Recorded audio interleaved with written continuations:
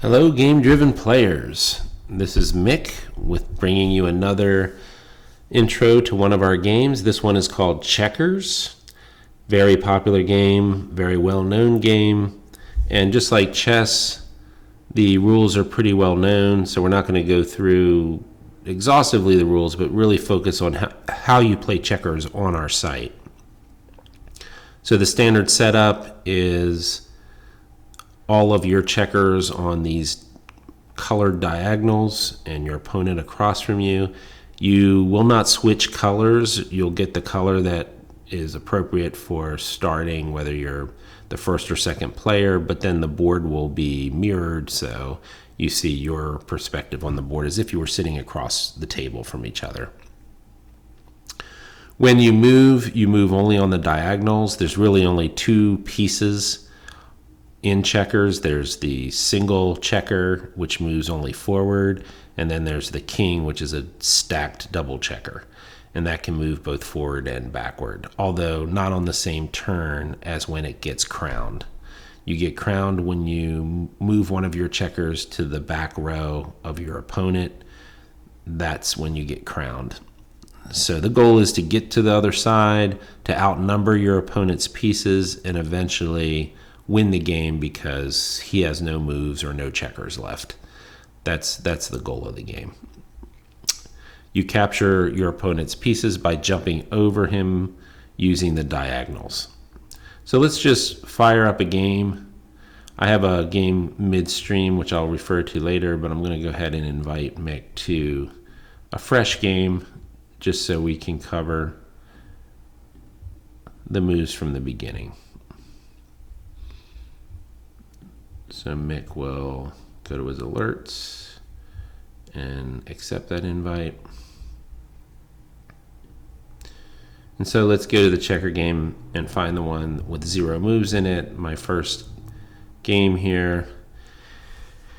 And I'm red because I'm going first, so I accepted the invite. So I click the checker I want to move. If I try to click one of these checkers in the back rows, there's no place for them to move. So you'll see a lot of the similar behavior as we had with chess. So the only 4 moves I have to start the game are these 4 checkers. And in fact, each of these middle checkers can move one of 2 spaces. So there are technically 1, 2, 3, 4, 5, 6 opening moves, and that's it. This is why some people think checkers is a much simpler game. Although I will tell you, as you get deeper into the game, there is a lot of strategy, and it's popular for a reason. It's been around for a long time for a reason. So I'll go ahead and make a move.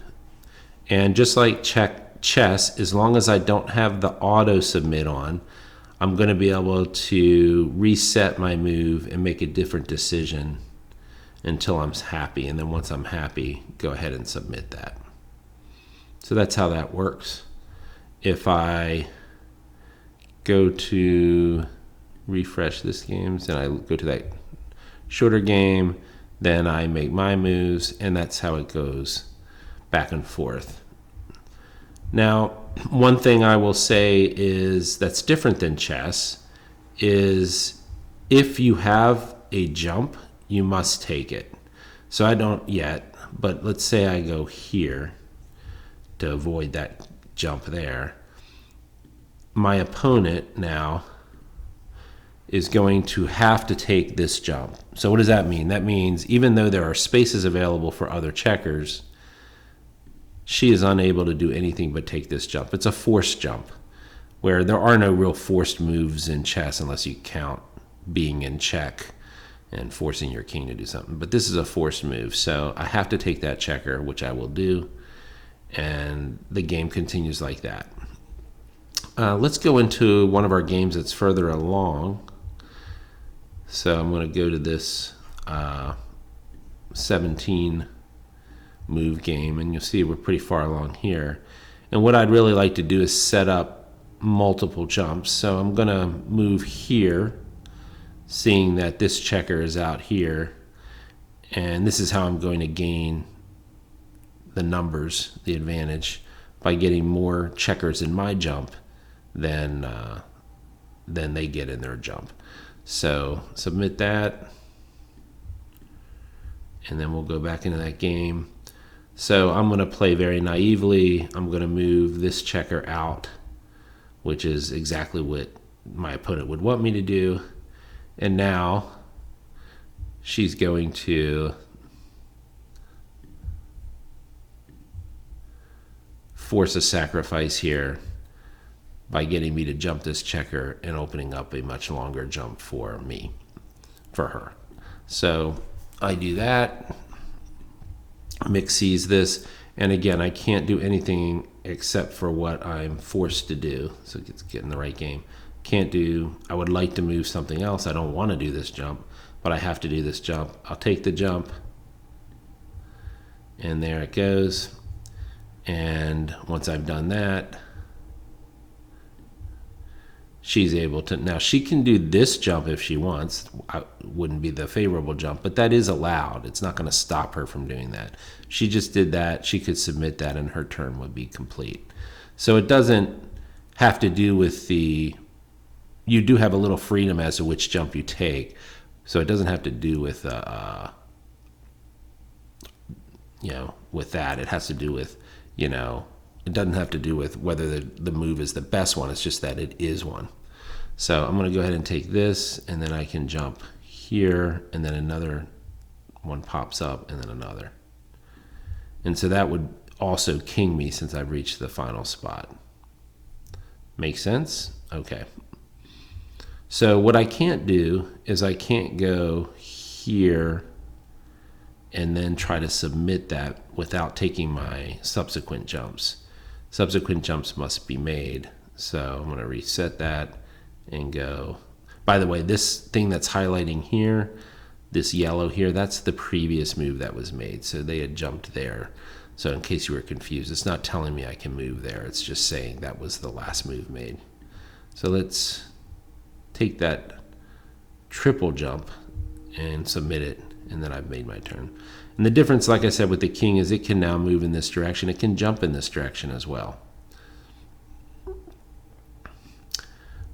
And those are pretty much the move summary. We do have a couple variations of checkers. We have a game called Kings, which starts with this initial layout. Both players have 7 kings in the middle of the board, and there's a lot of jockeying to get into better position. It's kind of an interesting variation. And we have one called Crown, which is similar to the game the variation called Check in chess, which as soon as I crown a checker, I win. Doesn't matter who's ahead. I win because I got to the first king. So that will make a shorter checker game for those who want to have a faster game. Those are 2 variations you can play. Both of those are fun as well. So I hope that shows you how we implement checkers on Game Driven.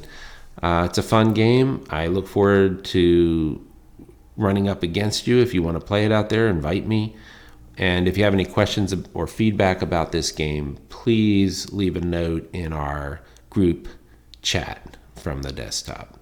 In the meantime, have fun playing, and I'll see you around the site.